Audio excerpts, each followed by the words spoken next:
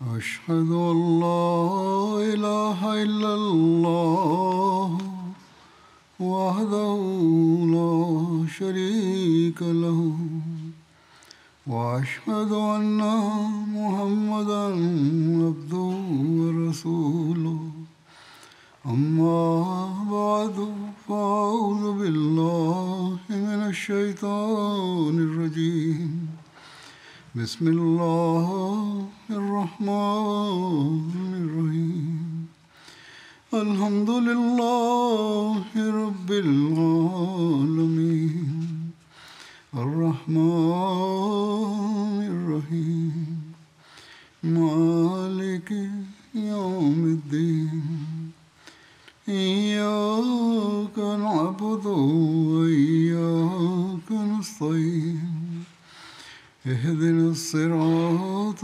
المستقيم صراط الذين أنعمت عليهم غير المغضوب عليهم ولا الضالين.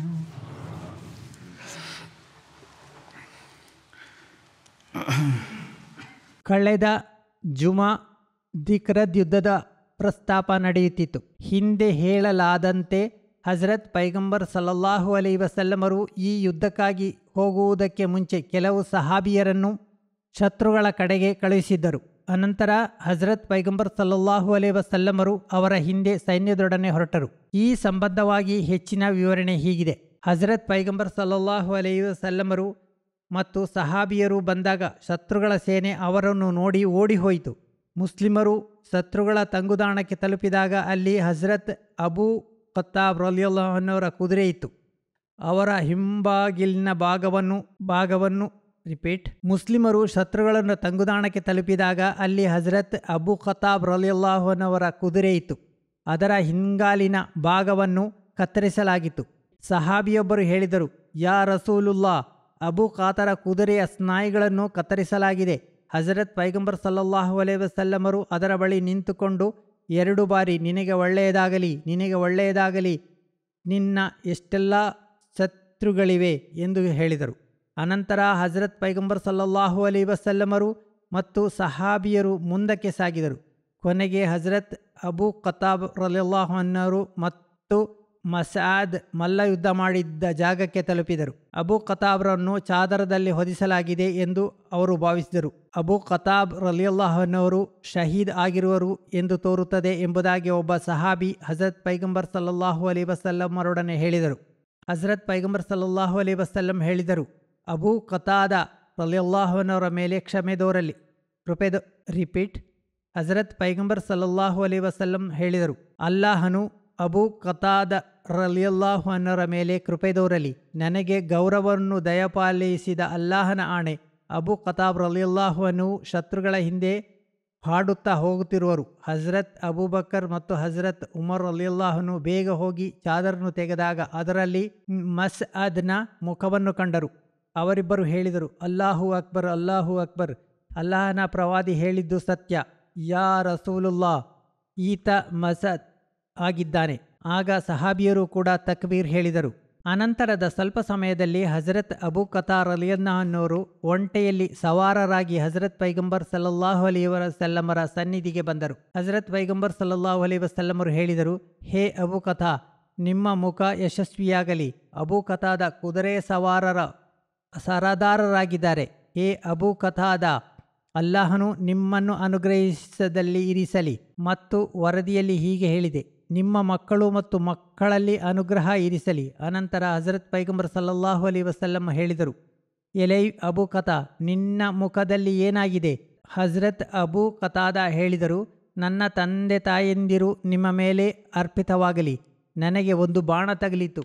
ನಿಮಗೆ ಗೌರವ ದಯಪಾಲಿಸಿದ ಅಲ್ಲಾಹನ ಆಣೆ, ನಾನು ಆ ಬಾಣವನ್ನು ಹೊರಗೆ ತೆಗೆದಿದ್ದೇನೆ ಎಂದು ನಾನು ಭಾವಿಸಿದ್ದೆ. ಹಜರತ್ ಪೈಗಂಬರ್ ಸಲ್ಲಲ್ಲಾಹು ಅಲೈಹಿ ವಸಲ್ಲಮರು ಹೇಳಿದರು, ಹೇ ಅಬೂ ಖತಾದ, ನನ್ನ ಬಳಿಗೆ ಬನ್ನಿರಿ.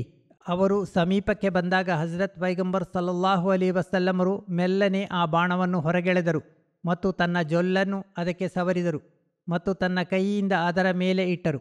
ಅಬೂ ಖತಾದ ಹೇಳಿದರು, ಹಜರತ್ ಪೈಗಂಬರ್ ಸಲ್ಲಲ್ಲಾಹು ಅಲೈಹಿ ವಸಲ್ಲಮರು ಪ್ರವಾದಿತ್ವವನ್ನು ದಯಪಾಲಿಸಿದ ಅಲ್ಲಾಹನ ಆಣೆ, ನನಗೆ ಯಾವುದೇ ಪೆಟ್ಟು ಅಥವಾ ಗಾಯ ಆಗಿಯೇ ಇಲ್ಲವೆಂದು ಅನಿಸುತ್ತಿತ್ತು. ಒಂದು ವರದಿಯಲ್ಲಿ ಹೀಗೆ ಹೇಳಿದೆ, ಹಜರತ್ ಅಬು ಕತಾದಾ ರಲಿಯಲ್ಲಾಹುನವರನ್ನು ನೋಡಿದ ತಕ್ಷಣ ಹಜರತ್ ಪೈಗಂಬರ್ ಸಲ್ಲಲ್ಲಾಹು ಅಲೈಹಿ ವಸಲ್ಲಂ ಹೇಳಿದರು, ಹೇ ಅಲ್ಲಾಹ್, ಇವರ ಕೂದಲು ಮತ್ತು ಇವರ ಚರ್ಮದಲ್ಲಿ ಅನುಗ್ರಹವನ್ನು ಇರಿಸು.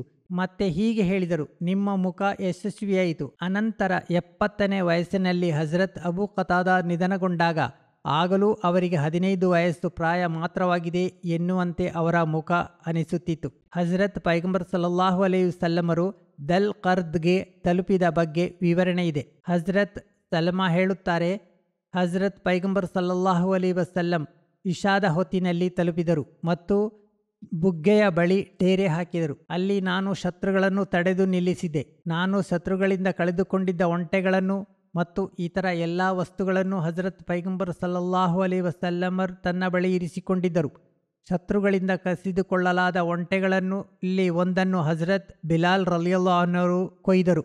ಹಜರತ್ ಪೈಗಂಬರ್ ಸಲ್ಲಲ್ಲಾಹು ಅಲೈಹಿ ವಸಲ್ಲಮರಿಗಾಗಿ ಅದರ ಯಕೃತ್ತು ಮತ್ತು ಗೂನನ್ನು ಅವರು ಹುರಿದರು. ಹಜರತ್ ಸಯೀದ್ ಬಿನ್ ಉಬಾದ್ ರಲಿಯಲ್ಲಾಹುನು ಖರ್ಜೂರಗಳನ್ನು ಹೊತ್ತಿದ್ದ 10 ಒಂಟೆಗಳನ್ನು ಕಳುಹಿಸಿದ್ದರು. ಅವುಗಳು ಹಜರತ್ ಪೈಗಂಬರ್ ಸಲ್ಲಲ್ಲಾಹು ಅಲೈಹಿ ವಸಲ್ಲಮರಿಗೆ ದುಲ್ ಕರ್ದದಲ್ಲಿ ಲಭಿಸಿದವು. ಹಜರತ್ ಸಲಮಾ ಹೇಳುತ್ತಾರೆ, ನಾನು ಹಜರತ್ ಪೈಗಂಬರ್ ಸಲ್ಲಲ್ಲಾಹು ಅಲೈಹಿ ವಸಲ್ಲಮರೊಡನೆ ಹೇಳಿದೆ, ನಾನು ಶತ್ರುಗಳನ್ನು ನೀರು ತೆಗೆದುಕೊಳ್ಳುವುದರಿಂದ ತಡೆದಿದ್ದೇನೆ. ಅವರು ಬಾಯಾರಿಕೆಯಿಂದ ಇದ್ದಾರೆ. ನೀವು ನನ್ನನ್ನು ದೂರ ಯೋಧರೆಂದು ಕಳಿಸಿದ್ದೀರಿ. ನಾನು ಅವರನ್ನು ಹಿಂಬಾಲಿಸಿ ಅವರ ಪ್ರತಿಯೊಬ್ಬ ದೂತನನ್ನು ಕೂಡ ವಧಿಸಿರುವೆನು. ಇದನ್ನು ಆಲಿಸಿದ ಹಜರತ್ ಪೈಗಂಬರ್ ಸಲ್ಲಲ್ಲಾಹು ಅಲೈಹಿ ವಸಲ್ಲಮರು ನಕ್ಕರು. ಇದರಿಂದ ಬೆಂಕಿಯ ಬೆಳಕಿನಲ್ಲಿ ಅವರ ಸುಂದರ ಹಲ್ಲುಗಳು ಕಾಣಬಹುದಾಗಿತ್ತು. ಹಜರತ್ ಪೈಗಂಬರ್ ಸಲ್ಲಲ್ಲಾಹು ಅಲೈಹಿ ವಸಲ್ಲಮರು ಹೇಳಿದರು, ಎಲೈ ಸಲಮಾ, ನಿನಗೆ ಹಾಗ ಮಾಡಲು ಸಾಧ್ಯವೇ? ಹಜರತ್ ಸಲಮಾ ಹೇಳಿದರು, ನಿಮಗೆ ಗೌರವ ನೀಡಿದ ಅಲ್ಲಾಹನ ಆಣೆ, ನನಗೂ ಸಾಧ್ಯವಿದೆ. ಹಜರತ್ ಪೈಗಂಬರ್ ಸಲ್ಲಲ್ಲಾಹು ಅಲೈಹಿ ವಸಲ್ಲಮರು ಹೇಳಿದರು, ಮಲಕತ್ ಫಸ್ಜಿಸ್, ನೀನು ಅವರನ್ನು ಹಿಡಿದಿದ್ದಿ ಎಂದಾದರೆ ಅವರೊಡನೆ ಸೌಮ್ಯವಾಗಿ ವರ್ತಿಸು. ಇದು ಅರೇಬಿಯಾದ ನಾಡಲ್ಲಿ ಒಂದಾಗಿದೆ. ಸೌಮ್ಯತೆ ತೋರಿಸುವುದು ಮತ್ತು ಕಠಿಣವಾಗಿ ವರ್ತಿಸುವುದು ಇವುಗಳಲ್ಲಿ ಅತ್ಯುತ್ತಮ ಕ್ಷಮಾಪಣೆಯಾಗಿದೆ ಎಂದಾಗಿದೆ ಇದರ ಅರ್ಥ. ಈ ಯುದ್ಧಕ್ಕಾಗಿ ಹಜರತ್ ಪೈಗಂಬರ್ ಸಲ್ಲಲ್ಲಾಹು ಅಲೈಹಿ ವಸಲ್ಲಂ ಬುಧವಾರ ಬೆಳಗ್ಗೆ ಹೊರಟರು. ಶತ್ರುಗಳ ಬಗ್ಗೆ ಏನಾದರೂ ಮಾಹಿತಿ ಇದ್ದರೆ ಗೊತ್ತಾಗಲಿಕ್ಕಾಗಿ ಹಜರತ್ ಪೈಗಂಬರ್ ಸಲ್ಲಲ್ಲಾಹು ಅಲೈಹಿ ವಸಲ್ಲಂ ಒಂದು ರಾತ್ರಿ ಮತ್ತು ಒಂದು ದಿನ ದುಲ್ ಕದರ್ನಲ್ಲಿ ತಂಗಿದರು. ಅನಂತರ ಸೋಮವಾರದಂದು ಮದೀನಕ್ಕೆ ತಲುಪಿದರು. ಹೀಗೆ ಹಜರತ್ ಪೈಗಂಬರ್ ಸಲ್ಲಲ್ಲಾಹು ಅಲೈಹಿ ವಸಲ್ಲಮರು 5 ರಾತ್ರಿಗಳು ಮದೀನದಿಂದ ಹೊರಗೆ ಇದ್ದರು. ಈಗ ಒಂದು ಕಾರ್ಯಾಚರಣೆ ಬಗ್ಗೆ ಪ್ರಸ್ತಾಪಿಸುತ್ತೇನೆ. ಇದನ್ನು ನಜ್ದಿನ ಕಡೆಗೆ ಹಜರತ್ ಅಬಾನ್ ಬಿನ್ ಸಯೀದ್ ದಂಡಯಾತ್ರೆ ಎಂದು ಕರೆಯಲಾಗುತ್ತದೆ. ಇದು ಹಿಜರಿ 7ರ ಮುಹರ್ರಂ ಮಾಸದಲ್ಲಿ ನಡೆದಿತ್ತು. ಮತ್ತೊಂದು ವರದಿಯ ಪ್ರಕಾರ ಇದರ ತಾರೀಕು ಹಿಜರಿ 7ನೇ ಜಮಾದುಸ್ಸಾನಿ ಎಂದು ಹೇಳಲಾಗುತ್ತದೆ. ಹಜರತ್ ಮಿರ್ಜಾ ಬಶೀರ್ ಅಹಮದ್ ಸಾಹೇಬ್ ರಲಿಯಲ್ಲಾಹು ಅನ್ಹು ಇದರ ತಾರೀಕು ಹಿಜರಿ 7ನೇ ಮೊಹರಂ ಎಂದು ಬರೆದಿದ್ದಾರೆ. ಅದು ಹೆಚ್ಚು ಸರಿಯೆಂದು ತೋರುತ್ತದೆ. ಹಜರತ್ ಅಬಾನ್ ರಲಿಯಲ್ಲಾಹುನವರ ತಂದೆ ತಾಯಂದಿರು ಕುರೈಶಿಯಾಗಿದ್ದರು. ಅವರ ಸಹೋದರ ಅಮ್ರ್ ಮತ್ತು ಖಾಲಿದ್ ಮುಸ್ಲಿಂ ಆಗಿದ್ದರು. ಅವರು ಹಿಜರಿ 13ರಲ್ಲಿ ಶಹೀದ್ ಆದರು. ಮತ್ತೊಂದು ವರದಿಯ ಪ್ರಕಾರ ಅವರು ಹಿಜರಿ 27ರಲ್ಲಿ ಹಜರತ್ ಉಸ್ಮಾನ್ ರಲಿಯಲ್ಲಾಹುನವರ ಖಿಲಾಫತ್ ಕಾಲದಲ್ಲಿ ನಿಧನರಾದರು ಎಂದಿದೆ. ಈ ಕಾರ್ಯಾಚರಣೆಯ ಪ್ರಸ್ತಾಪ ಬುಖಾರಿಯಲ್ಲಿ ಹೀಗೆ ವರದಿಯಾಗಿದೆ. ಹಜರತ್ ಪೈಗಂಬರ್ ಸಲ್ಲಲ್ಲಾಹು ಅಲೈಹಿ ವಸಲ್ಲಮರು ಹಜರತ್ ಅಬಾನ್ ರಲಿಯಲ್ಲಾಹುನವರನ್ನು ಒಂದು ಕಾರ್ಯಾಚರಣೆಗಾಗಿ ನಿಶ್ಚಯಿಸಿ ಮದೀನದಿಂದ ನಜ್ದಿನ ಕಡೆಗೆ ಕಳುಹಿಸಿದರು. ಹಜರತ್ ಅಬೂ ಹುರೈರಾ ರಲಿಯಲ್ಲಾಹುನು ಹೇಳುತ್ತಾರೆ, ಅನಂತರ ಅಬಾನ್ ಮತ್ತು ಅವರ ಸಂಗಡಿಗರು ನಜ್ದನ್ನು ಜಯಿಸಿದ ನಂತರ ಹಜರತ್ ಪೈಗಂಬರ್ ಸಲ್ಲಲ್ಲಾಹು ಅಲೈಹಿ ವಸಲ್ಲಮರ ಬಳಿಗೆ ಖೈಬರ್ ಬಂದರು. ಮತ್ತೊಂದು ಪ್ರಸಿದ್ಧ ಯುದ್ಧದ ಬಗ್ಗೆ ಚರಿತ್ರೆಯಲ್ಲಿ ಪ್ರಸ್ತಾಪ ಬರುತ್ತದೆ. ಅದನ್ನು ಖೈಬರ್ ಯುದ್ಧವೆಂದು ಕರೆಯಲಾಗುತ್ತದೆ. ಖೈಬರ್ ಅನೇಕ ಕಾರಂಜಿಗಳನ್ನು ಮತ್ತು ನೀರಿನಿಂದ ತುಂಬಿರುವ ಒಂದು ವಿಶಾಲವಾದ ಹಚ್ಚು ಹಸಿರು ಪ್ರದೇಶವಾಗಿದೆ. ಅದನ್ನು ಅರಬಿಯಾದಲ್ಲಿ ಖರ್ಜೂರದ ಅತ್ಯಂತ ದೊಡ್ಡ ತೋಟವೆಂದು ಗಣಿಸಲಾಗುತ್ತಿತ್ತು. ಚರಿತ್ರೆಯ ಪ್ರಕಾರ ಹಜರತ್ ಮೂಸಾ ಅಲೈಹಿಸ್ಸಲಾಮರ ಕಾಲದಿಂದ ಅಲ್ಲಿ ಬನಿ ಇಸ್ರಾಯೇಲ್ ಯಹೂದಿಯರು ನೆಲೆಸಿದ್ದರು. ಕೆಲವು ಇತರ ವರದಿಗಳೂ ಕೂಡ ಇವೆ. ಇದರಿಂದ ಗೊತ್ತಾಗುವುದೇನೆಂದರೆ, ಖೈಬರ್ನಲ್ಲಿ ಪ್ರಾಚೀನ ಕಾಲದಿಂದಲೇ ದೊಡ್ಡ ದೊಡ್ಡ ಕೋಟೆಗಳನ್ನು ನಿರ್ಮಿಸಿ ಯಹೂದಿಯರು ನೆಲೆಸಿದ್ದರು. ಇಬ್ರಾನಿ ಭಾಷೆಯಲ್ಲಿ ಖೈಬರ್ನ ಅರ್ಥ ಕೋಟೆಗಳು ಎಂದಾಗಿದೆ. ಯಹೂದಿಯರು ಕೆಲವು ಗೋತ್ರಗಳು ಮದೀನದಲ್ಲಿ ನೆಲೆಸಿದ್ದರು. ಆದರೆ ಖೈಬರ್ನ ಯಹೂದಿಯರನ್ನು ಒಂದು ಸಂಗತಿ ಪ್ರತ್ಯೇಕಗೊಳಿಸಿತ್ತು. ಅದೇನೆಂದರೆ ಅಲ್ಲಿ ಯಹೂದಿಯರು ಇತರ ಎಲ್ಲ ಯಹೂದಿಯರಿಗಿಂತ ಧೈರ್ಯದಲ್ಲಿ ಮತ್ತು ಯುದ್ಧದ ವೇಳೆ ಸ್ಥಿರಚಿತ್ತತೆ ತೋರಿಸುವರಲ್ಲಿ ಉತ್ತಮರಾಗಿದ್ದರು. ಅವರಲ್ಲಿ ಅನ್ಯೋನ್ಯತೆ ಐಕ್ಯತೆಯು ಇತರರಿಗಿಂತ ಹೆಚ್ಚಾಗಿತ್ತು. ಅದರ ಕಾರಣದಿಂದ ಅರೇಬಿಯಾದಲ್ಲಿ ಶಕ್ತಿ ಮತ್ತು ಸಾಮರ್ಥ್ಯದ ಒಂದು ಒಕ್ಕೂಟ ಎಂದು ಅವರನ್ನು ಭಾವಿಸಲಾಗುತ್ತಿತ್ತು. ಮದೀನಾದ ಯಹೂದಿಯರಾಗಲಿ ಖೈಬರ್ನ ಯಹೂದಿಯರಾಗಲಿ ಹಜರತ್ ಪೈಗಂಬರ್ ಸಲ್ಲಲ್ಲಾಹು ಅಲೈಹಿ ವಸಲ್ಲಂ ಇಸ್ಲಾಮಿನ ವಿರುದ್ಧ ಅವರ ಒಳಸಂಚು ಮತ್ತು ಪಿತೂರಿಗಳು ವಿದ್ರೋಹದ ಮಟ್ಟಕ್ಕೆ ಏರಿತು. ಹಾಗೆ ಮತ್ತು ಶತ್ರುತ್ವದಲ್ಲಿ ವರ್ಧಿಸುತ್ತಾ ಇದ್ದ ಈ ಸಮುದಾಯವು ಇಸ್ಲಾಂ ಮತ್ತು ಹಜರತ್ ಪೈಗಂಬರ್ ಸಲ್ಲಲ್ಲಾಹು ಅಲೈಹಿ ವಸಲ್ಲಮರನ್ನು ಕೊನೆಗೊಳಿಸಲು ತಮ್ಮ ಸಕಲ ಶಕ್ತಿಗಳನ್ನು ಉಪಯೋಗಿಸಿಕೊಳ್ಳುವುದರಲ್ಲಿ ಕೊರತೆ ಉಂಟು ಮಾಡಿರಲಿಲ್ಲ. ಮದೀನಾದಿಂದ ಹೊರಹಾಕಿದ ನಂತರ ಮದೀನಾದ ಯಹೂದಿಯರಲ್ಲಿ ಕೆಲವರು ಖೈಬರ್ನಲ್ಲಿ ನೆಲೆಸಿದರು. ಇದರಿಂದ ಮೊದಲೇ ಒಂದು ದೊಡ್ಡ ಯುದ್ಧ ಶಕ್ತಿಯಾಗಿದ್ದ ಖೈಬರ್ ಈಗ ಮುಸ್ಲಿಮರ ವಿರುದ್ಧ ಅಪಾಯಕಾರಿ ಯೋಜನೆಗಳನ್ನು ಮಾಡುವುದರ ಕೇಂದ್ರವೂ ಆಯಿತು. ಈ ವಿಶಿಷ್ಟ ಹಿನ್ನೆಲೆಯಲ್ಲಿ ಹಜರತ್ ಪೈಗಂಬರ್ ಸಲ್ಲಲ್ಲಾಹು ಅಲೈಹಿ ವಸಲ್ಲಂ ದೈವಿಕ ಸೂಚನೆಗಳ ಆಧಾರದಲ್ಲಿ ಖೈಬರ್ನ ಕಡೆಗೆ ಹೊರಡಲು ತೀರ್ಮಾನಿಸಿದರು. ಹಜರತ್ ಮುಸ್ಲಿಮ್ ಮೌದ್ ರಲಿಯಲ್ಲಾಹು ಅನ್ಹು ಹೇಳುತ್ತಾರೆ, ಮೂಲಭೂತವಾಗಿ ನೋಡುವುದಾದರೆ ಹುದೈಬಿಯಾ ಸಂಧಿ ಒಂದು ಬಹಳ ದೊಡ್ಡ ವಿಜಯವಾಗಿತ್ತು. ಪವಿತ್ರ ಕುರ್ಆನಿನ ಇದನ್ನು ಒಂದು ಮಹತ್ವದ ವಿಜಯವೆಂದು ವಿವರಿಸಿದೆ. ಇನ್ನ ಫತಹನಾಲಕು ವತಹ ಹಮ್ಮುಬಿನ, ನಿಸ್ಸಂದೇಹವಾಗಿಯೂ ನಾವು ನಿನಗೆ ಒಂದು ಸ್ಪಷ್ಟವಾದ ವಿಜಯವನ್ನು ದಯಪಾಲಿಸಿದ್ದೇವೆ ಎಂದು ಅಲ್ಲಾಹನು ಹೇಳುತ್ತಾನೆ. ಸ್ಪಷ್ಟವಾದ ವಿಜಯ ಈ ಬಾಗಿಲನ್ನು ದಾಟುತ್ತಾ ಖೈಬರ್ ಮತ್ತು ಮಕ್ಕಾದಂತಹ ಮಹತ್ವದ ವಿಜಯಗಳನ್ನು ಲಭಿಸಿದ್ದವು. ಸತ್ಯದಲ್ಲಿ ಹುದೈಬಿ ಸಂಧಿ ಮಾಡಿ ಮರಳುವಾಗ ಮಕ್ಕ ಮತ್ತು ಮದೀನದ ಮಾರ್ಗ ಮಧ್ಯೆ ಸೂರತುಲ್ ಫತಹ್ ಅವತೀರ್ಣವಾದಾಗಲೇ ಖೈಬರ್ ವಿಜಯದ ವಾಗ್ದಾನವನ್ನು ಅಲ್ಲಾಹು ಮಾಡಿದ್ದನು. ಖೈಬರ್ಗೆ ಹೋಗಲಿಕ್ಕಾಗಿ ಹಜರತ್ ಪೈಗಂಬರ್ ಸಲ್ಲಲ್ಲಾಹು ಅಲೈಹಿ ವಸಲ್ಲಮರು ಘೋಷಣೆ ಮಾಡಿದಾಗ ಹುದೈಬಿಯಾ ಸಂಧಿಯಲ್ಲಿ ಭಾಗಿಯಾದವರು ಮಾತ್ರ ತನ್ನ ಜೊತೆಗೆ ಹೋಗಬಹುದು ಎಂಬುದಾಗಿ ಘೋಷಣೆ ಮಾಡಿದರು.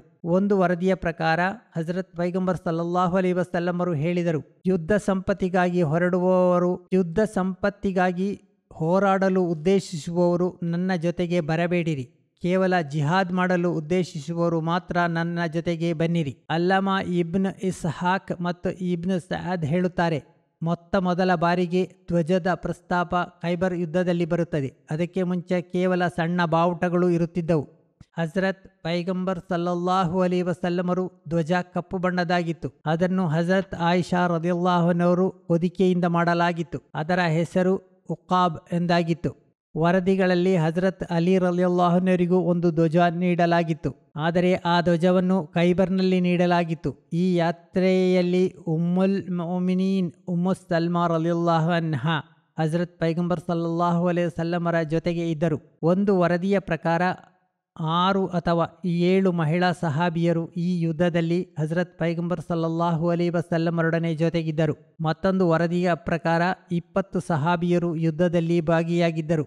ಖೈಬರ್ನ ಯಹೂದಿಯರಿಗೆ ಮುಸ್ಲಿಮರ ಸೇನೆಯ ಆಗಮನಿಸಿದ ಮಾಹಿತಿ ಲಭಿಸಿದಾಗ ಯುದ್ಧಕ್ಕಾಗಿ ನೆರವು ನೀಡಲು ವಿನಂತಿಸಲಿಕ್ಕಾಗಿ ಅವರು ಸುತ್ತಮುತ್ತಲಿನ ಪರಾಕ್ರಮಿ ಗೋತ್ರಗಳ ಕಡೆಗೆ ಒಂದು ಸಂಘವನ್ನು ತಯಾರು ಮಾಡಿ ಕಳಿಸಿದರು. ಮುರ್ರಾ ಗೋತ್ರದವರು ದೂರದೃಷ್ಟಿತ್ವದೊಂದಿಗೆ ನೆರವು ನೀಡುವುದನ್ನು ನಿರಾಕರಿಸಿದರು. ಅದೇ ವೇಳೆ ಬನು ಅಸದ್ ಮತ್ತು ಬನು ಗತ್ಹಫ್ನಿಂತ ಪರಾಕ್ರಮಿ ಗೋತ್ರಗಳು ಆಯುಧಧಾರಿಗಳಾದ ಸೈನಿಕರನ್ನು ಒಳಗೊಂಡ ಸೇನೆಯೊಂದನ್ನು ನೆರವು ನೀಡಲು ತಯಾರಾದವು. ಈ ಕುರಿತು ಇನ್ನಷ್ಟು ವಿವರಣೆಗಳು ಮುಂದೆ ನೀಡಲಾಗುವುದು ಇನ್ಶಾ ಅಲ್ಲಾಹ್.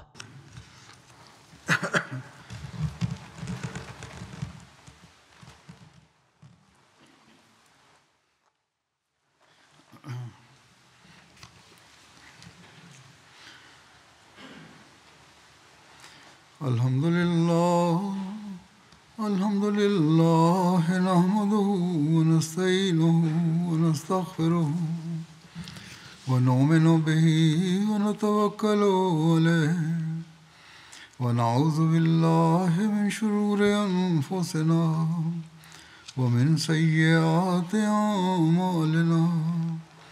Man yahdihillahu fala mudilla lahu ومن يضلل فلا هادي له ونشهد أن لا إله إلا الله ونشهد أن محمدا عبده ورسوله عباد الله رحمكم الله إن الله يأمر بالعدل والإحسان وإيتاء ذي القربى وينهى عن الفحشاء والمنكر والبغي يعظكم لعلكم تذكرون اذكروا الله يذكركم وادعوه يستجب لكم ولذكر الله أكبر